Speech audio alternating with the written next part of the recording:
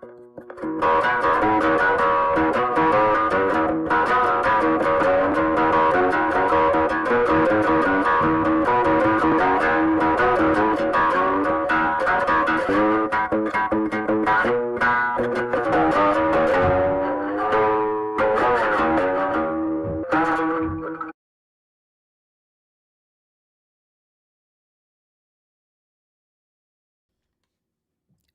wrong screen. Oops, here we go. That's the right screen.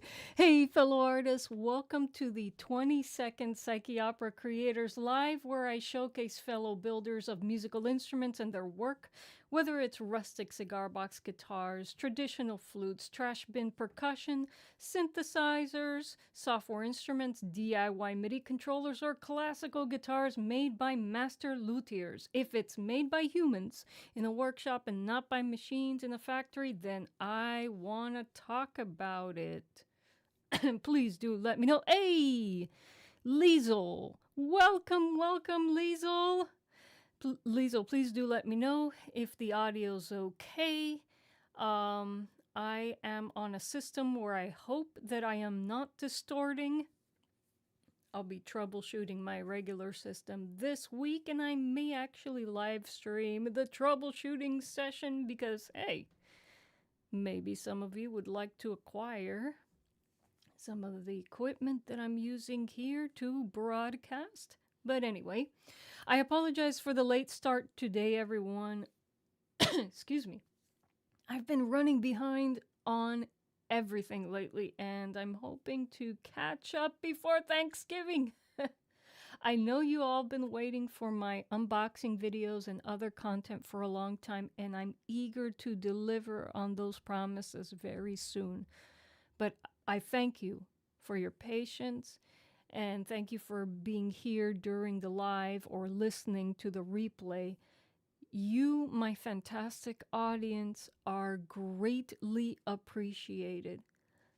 And Liesel says, hi, yes, the audio's good. I am so glad, Liesel, so glad. By the way, Liesel, I'm very, very excited to see your new leg fiddle. And, you know, when you feel like you've made significant progress on it, I would love to have you on the live to talk about what you've done. Really showcase how your approach to building leg fiddles is different from my approach.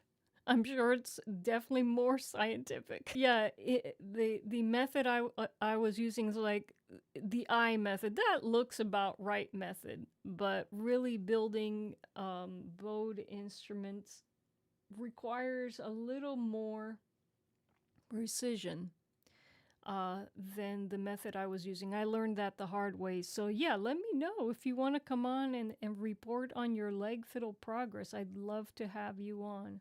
Next week, we got an artist on that I am interviewing, and I'll get to that in a second. But today on the stream is that this past Thursday, I held my big musical lecture on the history of the cigar box guitar at my local library. Yes, me and Pete were performing.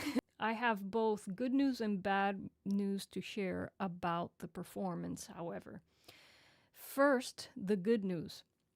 The good news is that my dad and Lawrence were able to film the events. Now, here's the bad news. The location where we were performing at was noisier than I had expected since we were performing outdoors. Car noises and wind are quite prominent in the video, and there's nothing more frustrating than having to do audio cleanup on a long video. It was an hour-long lecture with, you know, our musical examples. This was something I used to do regularly for the schools that I work for and for the concert series that Lawrence and I used to host at our local library when we lived in Miami. And at the time, I had the right tools for the job. What tools am I referring to? I'm referring to Adobe Audition, which is my favorite digital audio workstation. And although it doesn't really have any MIDI capabilities, its built-in plugins were great for audio cleanup, mixing, and mastering. And unfortunately, the subscription fee for Audition and the entire Adobe Creative Cloud, which I had access through my jobs, my employers paid for it. Right now, the Creative Cloud is completely outside of my monthly budget. I cannot pay those subscription fees. So I was quite upset when I heard the audio from my lecture. I was like, how am I going to fix this? I don't have the right tools for the right job, like Scotty says. Okay, so in my desperation, I did some research, and I am thrilled to report that I found an amazing browser-based AI audio cleanup plugin that works well with music. There are tons of audio cleanup plugins out there for spoken voice, give you beautiful, clean spoken voice, but very few audio cleanup plugins for music. Well, doing some research with Gemini, I was able to find one that worked really well with music. So this plugin did an incredible job with the audio cleanup, and the best part is that I was able to use it for free. Yes, that makes me extra happy. So I also plan to do a bit of mixing and mastering on the cleaned up audio this week using Audacity, which, by the way, is a free digital audio workstation. It's a free DAW. You can now extend its capabilities with free AI plugins that separate audio stems and help master your audio. So I will be using Audition, not Audition. I wish I had Audition. Audacity to enhance the audio, mix it, and master it so that your experience listening to my lecture on YouTube will be a pleasant one. Okay, so when I release my lecture video, make sure to check the video description, as I will definitely link to all the free audio cleanup and mixing mastering tools I used to fix the audio issues from Thursday. So Lawrence is in the chat. Don't worry, I'm going to have him on the live. Lawrence says, Audacity is pretty good for being free and open source. Yes, it is. I've been using Audacity for years, and now that I have a suite of software that you can choose to use with Audacity, it's even more powerful these days. I don't like using it for mixing and mastering because the interface is kind of clunky, but hey, what I'm planning to do is, use their AI plugins and then export individual tracks to bring into DaVinci Resolve and use the Fairlight mixer to mix my audio together. By the way, DaVinci Resolve is a free video editor as well, and it's very powerful, folks. I think I will also include that in the video description box when I release the cleaned up and enhanced lecture video. Hey, Albert, welcome. Welcome. This is what I want to do. I want to share some raw footage with you guys because firstly, I want you to see how well the free AI audio plugins address the camera audio. I want you to have a point of reference when you finally go hear the finished video. And secondly, I'm eager for you to see how Pete and I performed on Thursday. So I'm very proud of what we were able to do.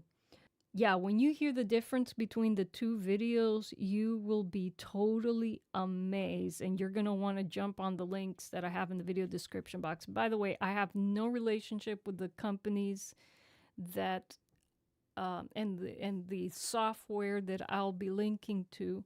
I know a lot of you are making videos and would appreciate having these tools. But before I get to sharing my raw footage, I have a quick announcement about next week's live. we're going to have a very exciting live, folks. Next week, I'll be interviewing Christian from Low Key Christian. That's the name of his channel. His channel focuses on promoting Vietnamese style electric guitars. Christian himself is a guitarist, but he also plays traditional Vietnamese instruments, and he has a relationship with a luthier over in Vietnam whose handcrafted electric guitars with high scallop fretboards are gorgeous. So I will be interviewing him about his friend's instruments, and hopefully I'll be able to get a link to the guy's shop so anyone interested in acquiring one of these beautiful guitars will be able to do so. You won't want to miss next week's live stream, so please mark your calendars, folks. It's going to be exciting.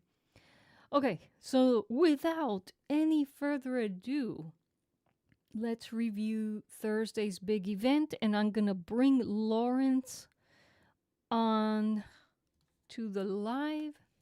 Hello, everyone. Hello. This is my husband, Lawrence. He has his own Hello. channel at the Wayfarer Project, in case you don't know. And tonight he has his own live stream happening. And what are we covering tonight? Just quickly, tell us about what's Well, happening on Earworms. tonight, since on earworms, we cover a couple of my loves, which includes music, of course, and at the same time, also like science fiction, fantasy, and other great creative outlets and forms of imaginative creation. Tonight, we're having our dear friend who goes by, you could just say simply Swap Shop. Sometimes it's World of Swap Shop, sometimes At the swap some other shop. Yeah. variations, but he has a channel called Star Wars Retold because he wrote a book called Praxium of the Pathfinders that is from the Star Wars universe. It's a kind of fan fiction, but it is a mega story and a very good one. He's an excellent writer, and he Yes. basically wrote a story that picks up where The Force Awakens left off, kind of replacing The Last Jedi and going forward.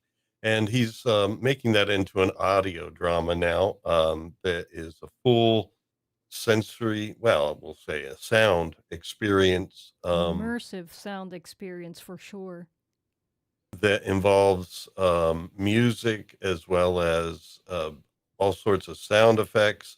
Everything echoes the sounds we've heard in Star Wars since growing up. You know, the sounds of the TIE fighters and Mm-hmm. X Wings and the sounds of the vessels. And then, of course, he utilizes AI to transform his own voice so that he could speak the parts of the different characters and they sound like the characters we know and and some new characters that he's added. It's an excellent story, great series of audio dramas. So we'll be talking to him about his most recent chapter, chapter 11 tonight. And anyone can hear this audio drama for free, chapter by chapter on YouTube at Star Wars Retold. Those three Yes. words. Yes, folks, you guys know that we're all about promoting the work of independent artists, and I would have swappers on here, but again, this live stream is about instrument building, so I leave it to Lawrence to cover literature and fan fiction and everything else. So, folks, What's not in earworms?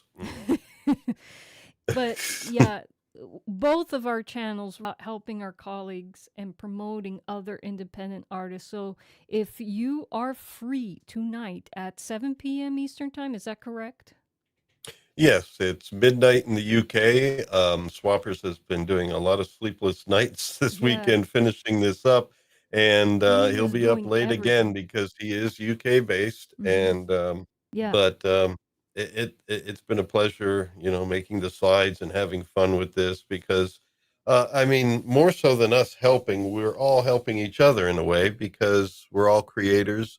And when we make things and then talk about them on different streams, working together, we really help build an audience that gets to know us. This is, a great thing. And we get to know the audience, and many audience members are creators themselves. And I just love that vibe of everyone kind of working together, um, sharing what they do, and supporting each other by basically, um, you know, um, communicating, and instead of competing, Yeah. basically working together so that we the independent creators can rise up and become known, because that's the one element for independent creation these days, whether you're building instruments or making music or both. It's you're an independent person, and you have the tools. You have all these things are more accessible than they used to be in history for making your Yes. own thing. But the corporate guys are the ones that own the avenues for promotion and for getting the word out there. And, it's kind of like a cabal of media there Yeah. around it. And so we need to reach um, the people that would be interested in our stuff any way we can. And so working together is a great way to do that. Exactly. Exactly, folks. So let me take a gander at what's happening in the chat. All right, Liesel. Liesel says, have chosen the box, and she's referring to her leg fiddle. And I'd love to come and talk about the build sometime soon. Liesel, I look forward to having you. I am so curious. I can't wait to see your leg fiddle. And of course, once it's built, Liesel, you know I'm going to bother you about starting a virtual leg fiddle ensemble. It's going to happen. It's going to be fun. Virtual.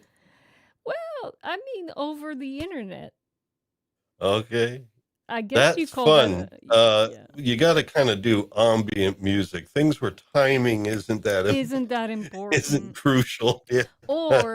Or something that we could do is I write a composition or Liesel writes a composition, and then I perform my part, she performs her part, I record my part, she records her part, and then I can put both parts together in a video editor. So that's another way we could do it. I know that Kevin M. Kraft is also a big fan of the viola da gamba, which is which in essence is what Liesel and I are building, our own versions of the viola da gamba. And he wanted to build his own, and he was definitely interested in starting an ensemble. So, shall we have a trio? Kevin will probably see this in the replay, and he'll let me know in the comments. Guys, I don't think there I don't think there is a leg fiddle ensemble active anywhere on planet Earth. We may be making history. I don't know. I have to do some Gemini research to know for sure. But hey, even if we're not making history, it's not about making history. It's not about being ultra original. It's about sharing honest art. And there's nothing more fun than collaborating with like minded people. So, Liesel. It's going to be fun. It's going to be fun. Let me see what else is happening in the chat. Oh, Liesel's got a 2-string bass going on. Yes, folks, please go to Liesel Cigar Box Guitar and check out her latest work. You will be amazed. She builds beautiful, beautiful dilly bows, CBGs, and basses. Go to her channel. Liesel says, I've seen those scalloped fretboards. I am intrigued. Oh, Liesel, these are beautiful guitars. His mother of pearl work on the bodies of these guitars is exquisite. Oh my gosh. So, folks, please mark your calendars. You are going to want to be here for next week's live to support Christian and his luthier friend. And we also do have Musical Saw now in the chat, folks. Please do check out Albert's Mhm. channel to see what's going on in the world of musical saws. Yes.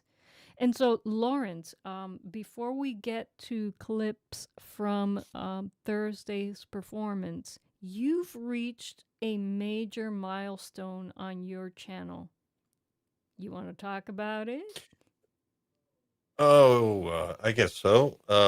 Last week on Earworms, we had some members of the chat that were asking for channel Asking. membership so that they could have some emojis in the chat on Earworms, like unique emojis that I would create. Mm-hmm. Now I'm not from the emoji generation, so I mean, I like almost never use them except now, for work and things. Sometimes in forums, you need to communicate something quick, so you slap an emoji there rather than typing it. Although searching with the mouse usually takes longer anyway. But Yeah. since people don't seem to want to read, I've have to communicate with emojis now. But it was fun this week making some emojis, so offering now a basic tier, $1.99 a month for people to have emojis in the earworm stream and Yes. a couple other features there. I mean, I'm careful on YouTube not to try and offer anything that people pay for that I can't, Deliver. dedicate to Yes. from now into the future to deliver because, Right. it's important. Right. So I'm just doing the basic tier right now, and I made a bunch of emojis. And then all of a sudden, when I get there to upload them, YouTube only lets me upload four to start. Yeah. And then a fifth comes after two members. And then they let you add more as time goes on. So at least I have plenty made. And it was kind of fun making them. And yeah, it's great to have an audience where they're really getting interested and having fun, and I'm more than happy to enter into that exchange to make some things that they find, enjoyable for, helping to support the channel. All right. I remember I remember when emojis used to be called emoticons. Do you remember that? That was the term for them Yeah, originally. I wonder when it yeah. changed. Well, that sounded like, the name of an attack droid from some Yes, sci-fi from thing. Emoticon, behold. Balticon, like Yeah. Decepticon, and it's like it. Yeah, I mean, there is a department out there that basically manages vocabulary and they make different decisions and then it just, but gets thrown into the zeitgeist. But yeah, they thought, I guess, emoji sounds cuter. And so, Oh, Albert says thanks. He's thanking me and Liesel for showing up to the live stream. His latest live stream where he showed it was basically a tutorial on how to play a musical saw. Albert, it was totally my pleasure. I learned a lot, and I can't wait to unbox your saw and put your tutorial to good use. So I'm sorry about the delay on this, Albert, but I am hoping that I can get your unboxing done. Everybody's unboxing's done before Thanksgiving. So that is my goal. I'm gonna try very hard. Yes, Liesel's laughing. It's like emoticons. Yes, yes. I mean, they did serve an important role in the early days of the internet and email because sometimes your intentions or your not intentions. I'm using the wrong word. Your tone doesn't come clearly through writing, and emoticons help to avoid, you know, misunderstandings. But at some well, point, well, they I don't know. at, Yeah. Well, I that's mean, what the they were heart for. emoji can basically mean a lot of different things. All these emojis are, Well, I you mean, know, I'm talking back in the day when we only had a few to just clarify what hmm our tone was in email. And then now it's just blown up to the point where we're basically writing in hieroglyphics. Although, Well, hieroglyphics definitely had more narrow meanings. I think now a lot of people that are quick at them just go blap, blap, blap, blap, and just throw a few there. And it's like, you get this thing, it's like, that sounds good, which conveys enough emotion there. And just for that simple statement, they need to throw in like something like a thumbs up and then a biceps and then, several other things. That's like, I really don't need this. And all these displays of various things, you know. right. I'm sorry. I guess for me, yeah, there's some uses for them, but I don't know that it solves a lot other than I think, I guess sometimes it's useful. Yeah. I'm not going to get deep into emojis. We're here to talk about instruments. Well, I mean, it's Uh, it's it's an interesting conversation, and we're on the internet and we're using these glyphs. They become kind of like the new alphabet. I don't know. Lisa says, I agree that these days emojis can cause misunderstandings, Lawrence. There are so many of them these days. I think there's an art to them. yeah. Well, And everyone basically develops their own form of expression. And I guess sometimes they want to convey multiple feelings, so they use multiple emojis. But I mean, well, first of all, especially with my vision, I have to zoom in and try and figure out sometimes what they are. What kind of facial expression is that? And yeah. if you hover over them, sometimes you can get it. But for me, the main thing is the methods for calling them up. It varies from platform to platform, and if you get smooth with just typing in some keyboard characters, it can be quick, as long as they convert into emojis. Sometimes they do, sometimes they don't. Otherwise, you have to open up a menu and then select which one you want. It's like I could usually just type things out better than that, but it seems like people like to read less and less words, and I understand that. I hate it when I'm confronted with like a wall of text. Yeah. It seems like a lot of people don't use paragraphs anymore, Mm, but yeah, sometimes it's just overdone, I think, and it's like there's emojis everywhere, and for me, somehow I can't get over that feeling that when I see all these little cartoon or animated images, it really it conveys to me like grade school.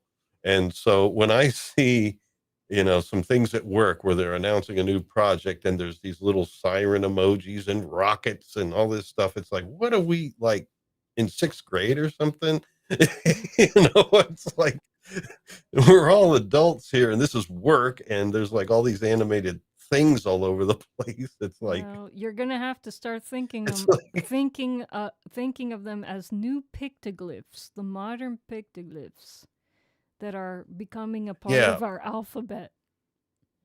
So, But when you see hieroglyphics, you get a sense of ancientness and stuff. But I guess at the time it was also like, yeah, it was symbols, but there was depth to the symbols and maybe some archetypes to them, that represented deeper things like waves to represent water, or maybe sometimes fluidity, or sometimes flow. Sometimes a certain symbol might represent time. And then there's food or seasons. Maybe the autumn season is represented by, a shaft of wheat. I mean, all sorts of things that had some depth to them. And it's like compared to what we're doing these days, I'm just wondering if there's any future cultures that's going to look back and say, and actually have, college degrees where they're studying this, like, notice the difference in the bicep on this muscle emoji. This represents more of a male prowess as opposed to confidence in one's own self. Perhaps there is more of a leading edge on this, studying shit to that detail and all that stuff. yeah. Oh my God. We find the sacred feminine in the way this eyelash is shaped. And it's like, Liesel, I have no idea what that particular emoji means. That hand side, I have no idea. I know. It's like some of the emojis you see, and it's like, that could mean a couple things. Yeah. Yeah. Well, in any case, your um viewers have requested that you create your own emojis, and so, but you might not be into using emojis, but when your audience requests them from you, you cannot say no. And I Oh, can't, of course not. becoming more and more a part of our language. I'm just thinking, But that's the thing. It's like the first request of this nature, and it's interesting because it's like it's not like I've had requests for video about something here and that, and so, but this is like a different kind of request. It's like, hey, open up memberships because I'd really like to. I'm willing to pay some money if you, not a graphic designer, can make some emojis for me in the chat when we're having fun, talking about, either that's science fiction super or cool. music and stuff. And no, it is cool because it definitely comes from a genuine place. And Yes. there was like 3 people that wanted that. And, I appreciate the fact and stuff that we have such a great vibe on earworms that, we enjoy each other's company and all that, and enjoy a lot of the different shows and the music we talk about, and characters and all that stuff.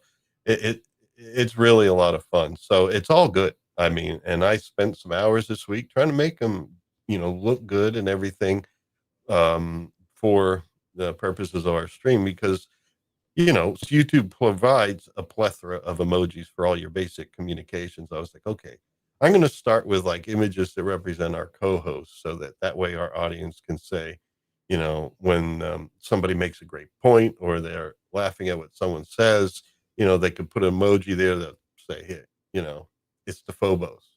Great comment, things like that. So I started there, but I also made some musical instrument emojis and Oh, did you some make a cigar character box emojis. guitar?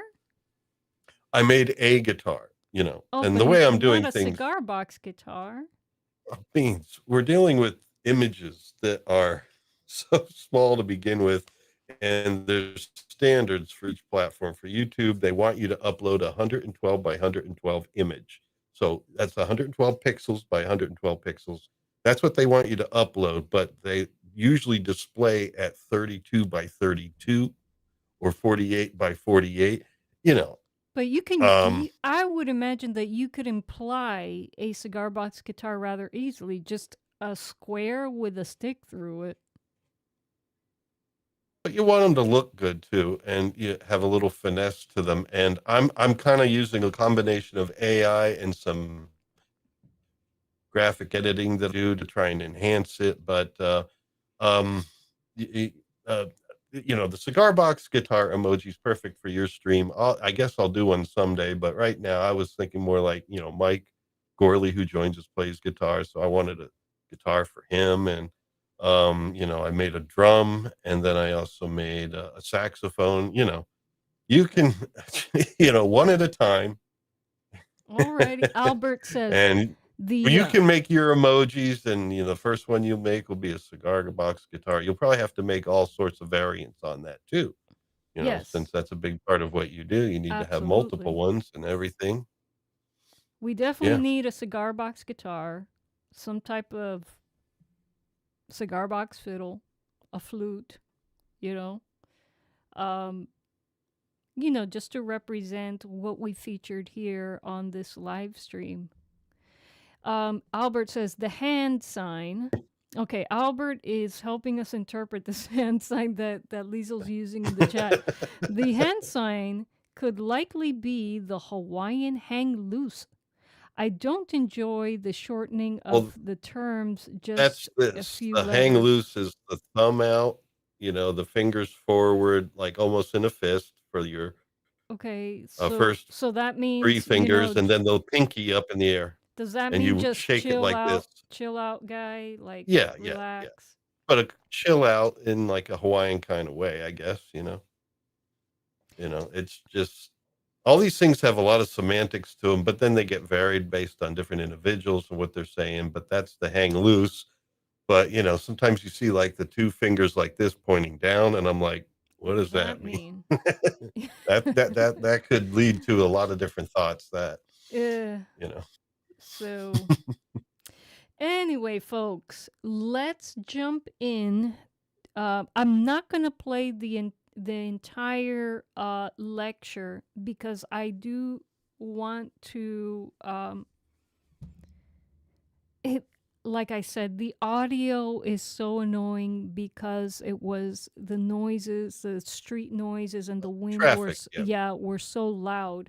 But I do want to play highlights from Thursday's presentation because, again, I'm very proud of what Pete and I were able to do. So I'll just scrub through the best musical segments of the lecture. Presentation on the wonderful history of the cigar box guitar. So it's a little dark, and I hope to do a little bit of video enhancement as well so things are sharper and you guys can see things better. But as you can see here, I am with my Perdomo slider, and Pete is with his steel string. And I want to play for you. Lawrence, what did you think was our best piece that night? I I it's think hard to say. yeah. No, go ahead if you want to. Well, I think You've Got to Move, which is the first one, and Sleepwalk, the last one, the first and the last, were our best performances. Pete was on point throughout, and he's an incredible guitarist. I'm just mainly talking about me and him playing together. I thought that those were our strongest duets, but what do you think? No, those were good. I guess, yeah, Sleepwalk is, definitely, since I already kind of know it, and it's one that, brings up some sort of nostalgic stuff from that Yeah. era of Mhm. oldies rock and stuff. It's like, it's always great to hear. But I also like the, oh man, I hope I get the right term, but the Latin tune. Oh, Uh, Presentimientos do yeah, Bolero. Bolero. Yeah, Yeah. Bolero. Mhm. Yes. So you like the sound of Shorty, the Shorty Sure. cigar box? All Good right. things come in small packages. They do. Okay, so this is what I'm gonna do, folks. I'm gonna play for you our rendition of You Got to Move, which was our opening piece. Then I'll play Presentimientos for you. I use my Shorty for the bolero. And then I will play for you Sleepwalk, which was our closing piece. And then from there, I shall take you to my shameless plug, which will probably lead us to talking about a project I'm going to be working on this holiday season, if I can get things done in time. Okay, so without any further ado, let's listen to our rendition of You Got to Move. And this is definitely being performed in the style of Mississippi Fred McDowell. So here we go.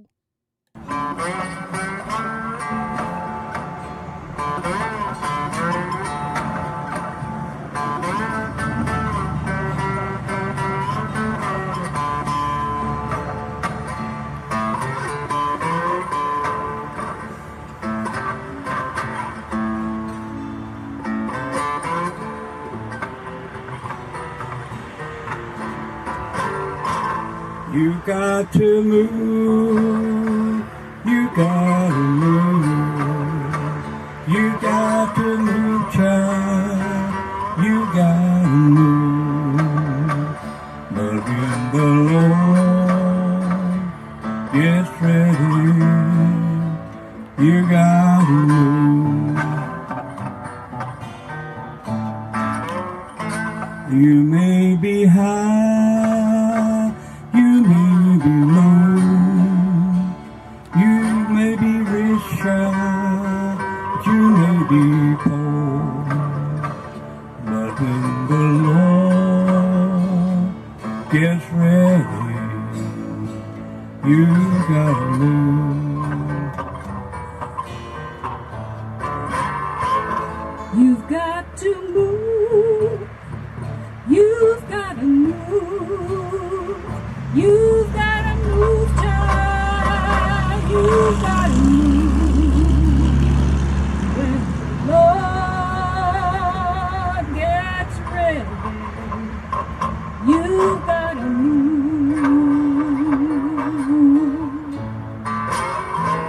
You may be high, you may be low, you may be rich, child, you may be poor. But when the Lord gets ready, you gotta move.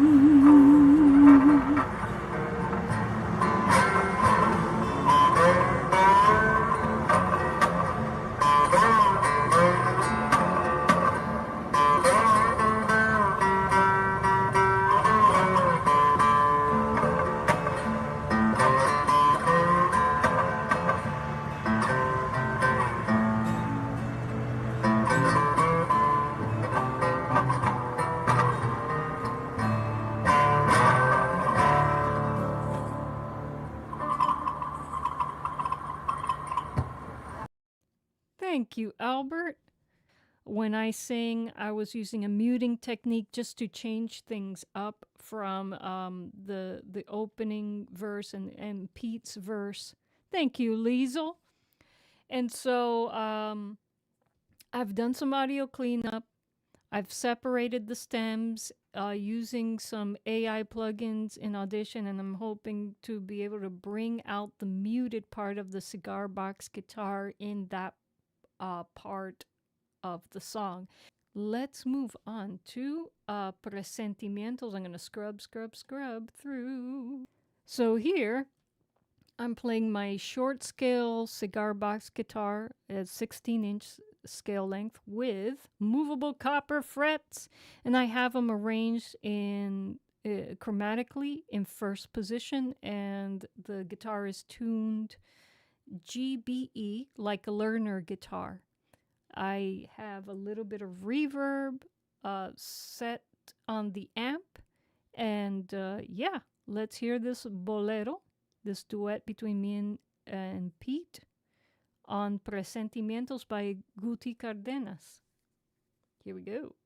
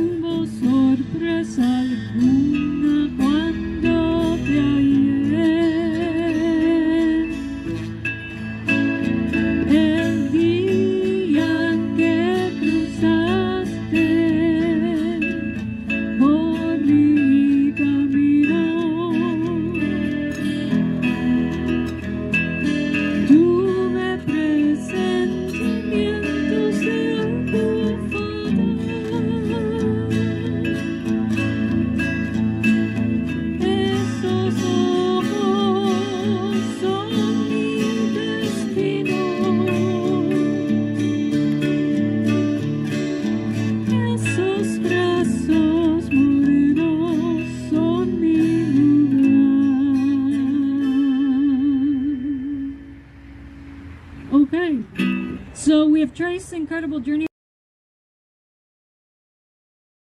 Alrighty. I could definitely hear moments where vocal fatigue was happening.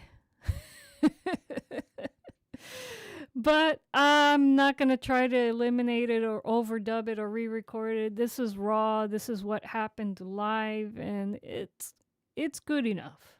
It's good enough. At some point in the future, I would like to record these things professionally.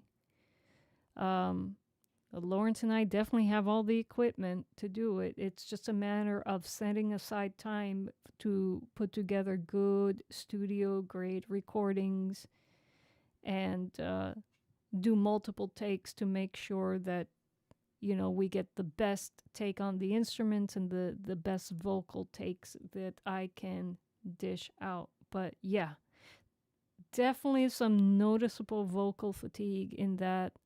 Again, this was an hour program, a lot of talking. And yeah, a lot of space in between singing. And so, I know, excuses, but yeah, I'm going to leave all of those flubs in, folks. All of those flubs in for you to enjoy later.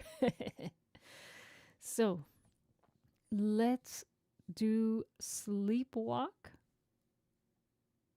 We got some flamenco emojis here from Liesel. Thank you, Liesel. Cool beans. Let me try to. There we go.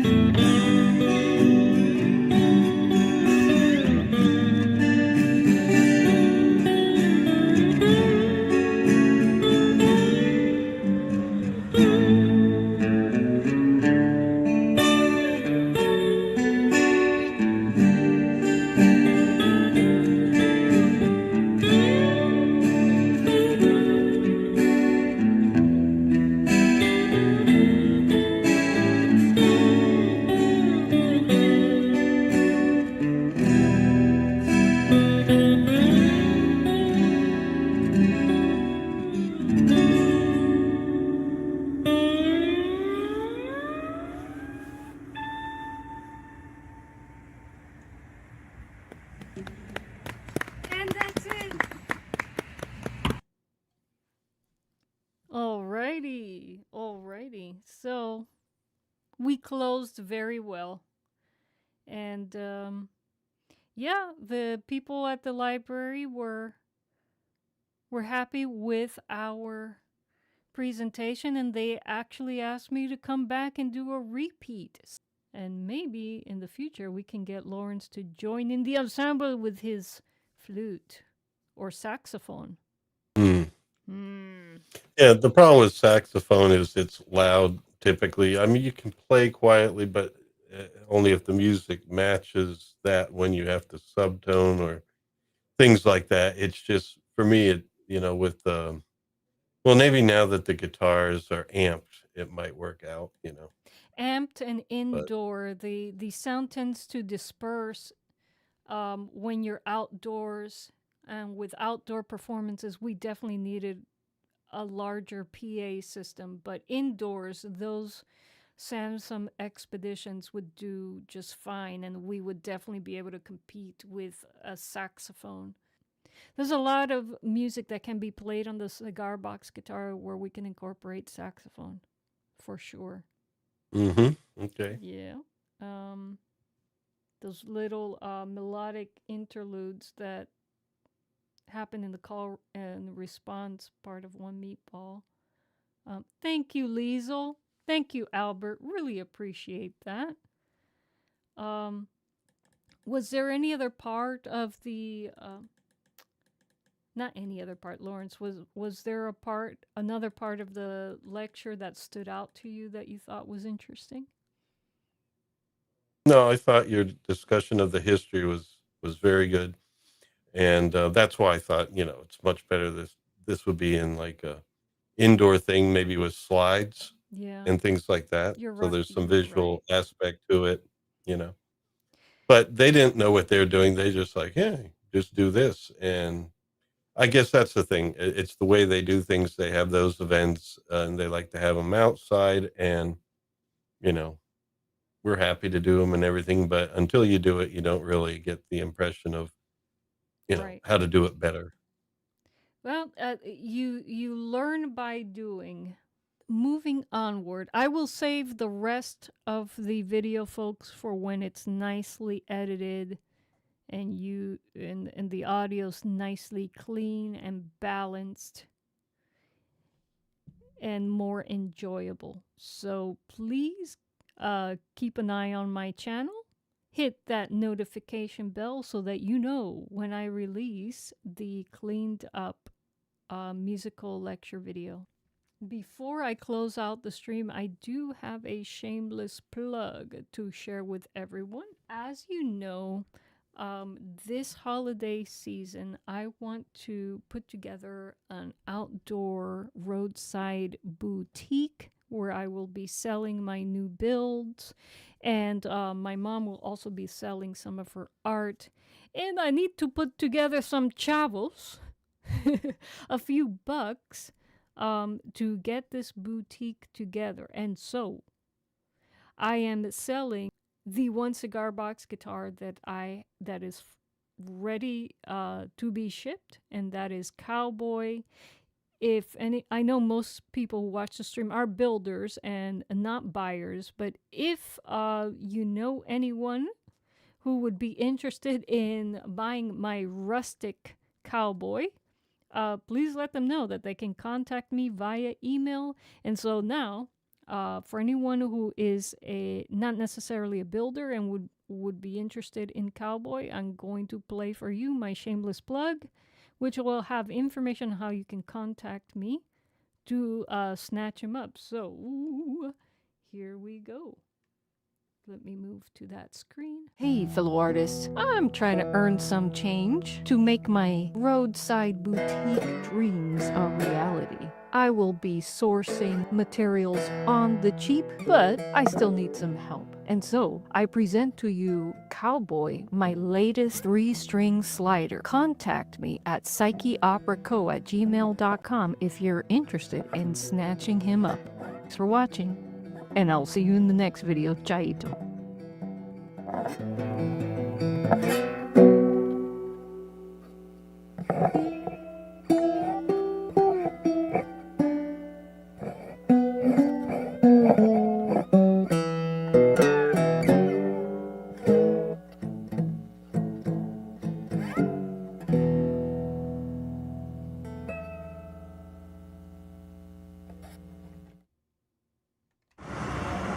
Let me stop the video here. And so the recording from my little shameless plug is actually that of Cat to Back. But all of my builds are rustic sounding like that. They're noisy, they're gritty, and I just love the raw sound of a simple build. But if you want to hear what Cowboy sounds like specifically, I have a full-length video featuring Cowboy in my cigar box guitar / leg fiddle playlist. So go find that video and watch it. And if you like the sound of Cowboy, contact me, shoot me an email, folks. Alrighty. Well, thank you everyone for joining me today. Thank you, Liesl. Thank you, Albert, and thank you, Lawrence. I don't ever thank my co-host, so I am thanking him now. Live streaming for me, folks, is much harder than producing videos. I love video editing. I love capturing footage. I love working with audio. I love writing scripts. I love all that stuff. But So, live, hey, maybe we could reorder things because that way you can do all that stuff. I am fine flying by the seat of my pants and just Adam talking. Gray is here. Hello, Oh, Adam. Oh, what a nice treat. Oh, okay, Adam. We gonna see you on just Earworms in tonight? time to say goodbye. That's okay. I you Yeah. can formally invite Adam to tonight's Earworms, where we're featuring a mutual Well, I mean, friend. don't worry, Adam. You don't. It's not for the panel. We apparently are full on the panel, but yeah, for Swappers Chapter 11 of Praxium of the Pathfinders, we're doing that tonight, and kind of coordinating, Yes. trying to get Swappers has been sending me some good slides of his creations rather than me just making stable Thank God diffusion from shit Stable slides. Diffusion. We So, don't want that. No. well, I just did that because I didn't want to make him have to like send me stuff. But it looks like after a few episodes of People, the stuff I was putting on screen, he's like he's sending like, me some no, things now. no. For those of you who don't know and who've never watched Lawrence's live stream, Lawrence insists on using No, a no, stop that, Beans. It's not an insistence thing. I do it sometimes just for a laugh, but it's like a lot of people don't know that you need to have some visuals on screen and stuff, you know. And sure. so if we're talking about like an audio drama, I can play some excerpts.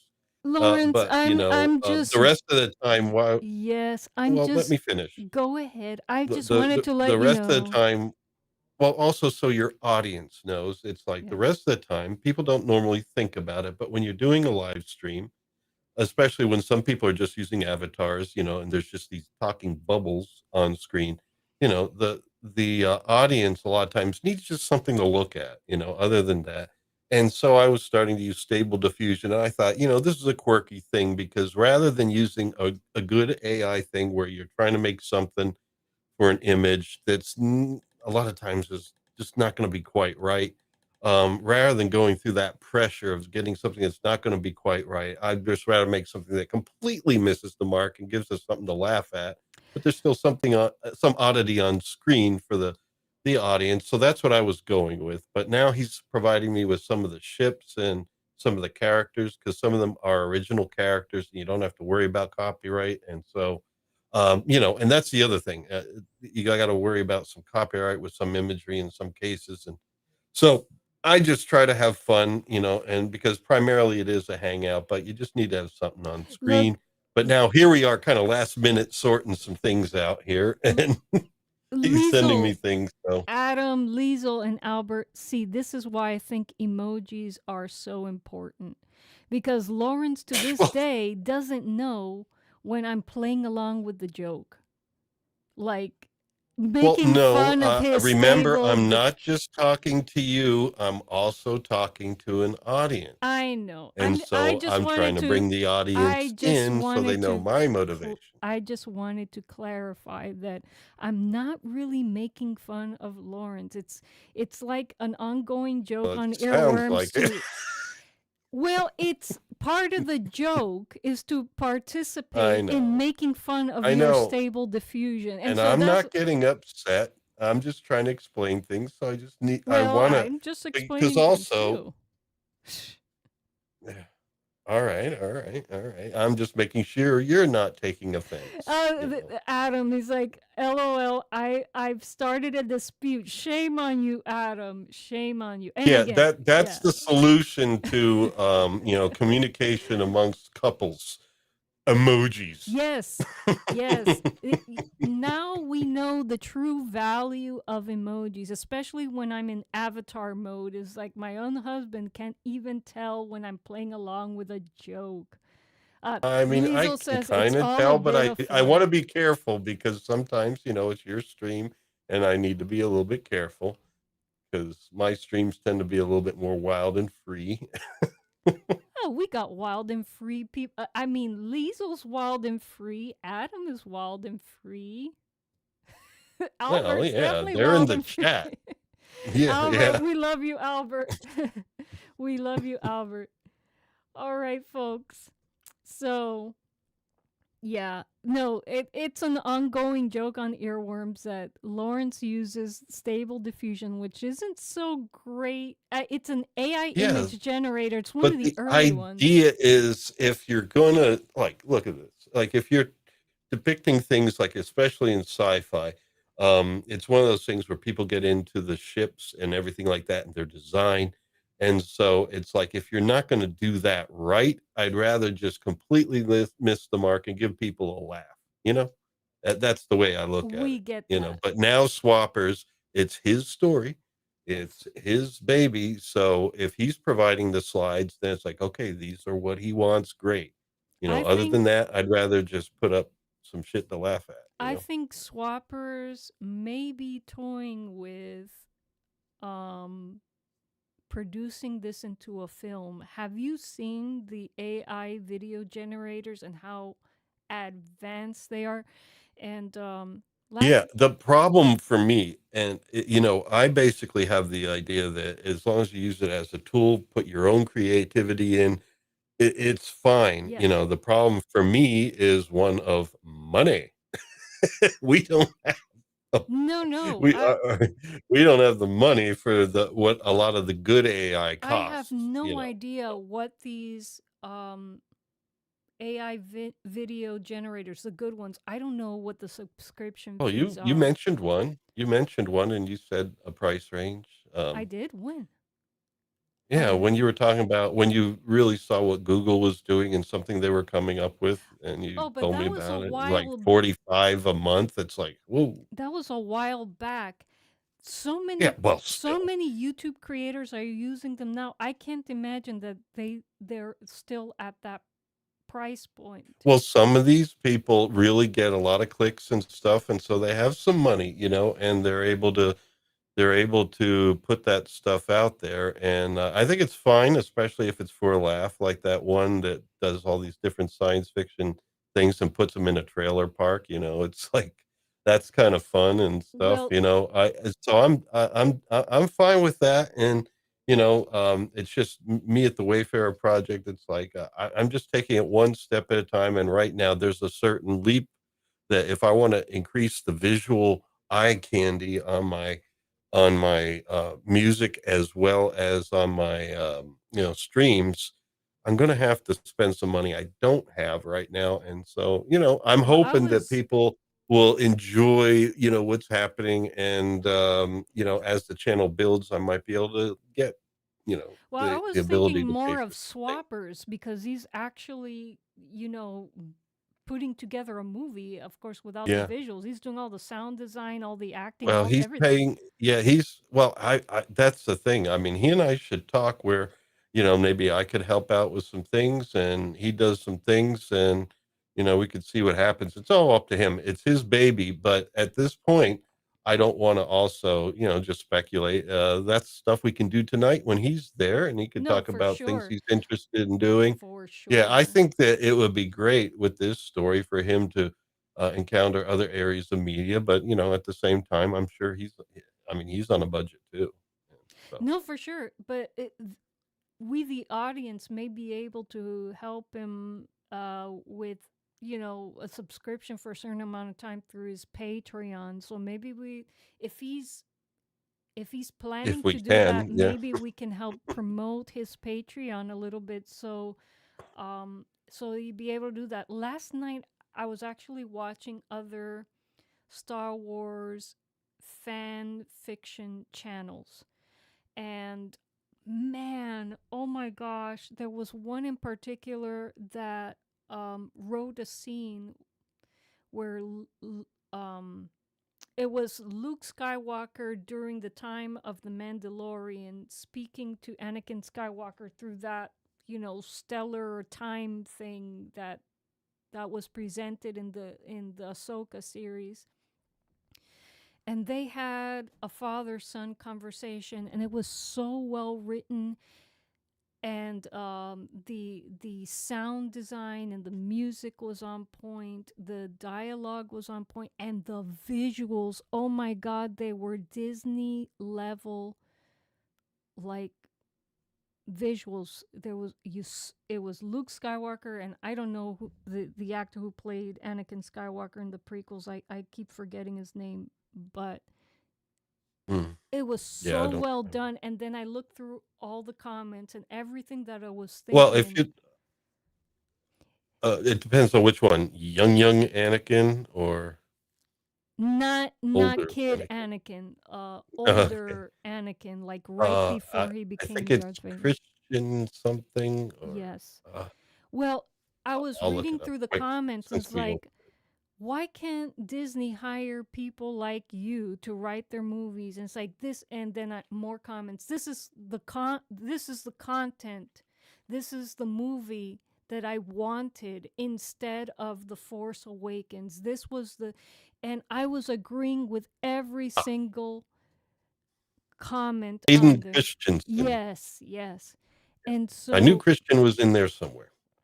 I was thinking Swappers is a great writer as well, and the Oh yeah, story that he wrote is so no, it's really good. awesome. It one It's day, more than fan fiction oh because yes, he even goes into the Force, and without yes, breaking canon, he really expanded on it and came up with some great ways to describe this mystery while still keeping it a mystery. And he's really thoughtful, and so oh yeah. I'm more than happy to talk to him about his stuff and you know But I swear to God, collaborate. one day he's got to produce the movie, and the technology is out there for him to do it. He may just need help from the audience to help fund that. And Well, I so, mean, that's a great way that, if we can build the audience now and appreciate the good work he's doing now with the audio dramas, yes, maybe it could help fund something in the future. Yeah. for sure, for sure. And so folks, don't miss out on Earworms tonight. If you're available tonight at 7 p.m. Eastern Time, please join me in the chat. It's going to be a whole lot of fun. If you're a Star Wars fan, oh my god, you're going to have so much fun. I guarantee you will not regret being there with us. So in any case, I do appreciate everyone who came in today to the stream. Thank you, Liesel. Thank you, Albert. Thank you, Adam. And everyone who's watching silently. I appreciate you as well. Please, don't be shy. Next time, join in the fun in the chat. We want to get to know everyone who's watching. And thanks, oh my gosh, my words are leaving me. I'd like to thank everyone who's watching the replay as well. Um, you all are immensely appreciated. Um, I have no words to describe to you how I appreciate you being here, being interested in what we're talking about in my art, in helping me promote other independent artists. So thanks so much, everyone. All right. So it's time for that diddly bow outro. Let's dance, folks.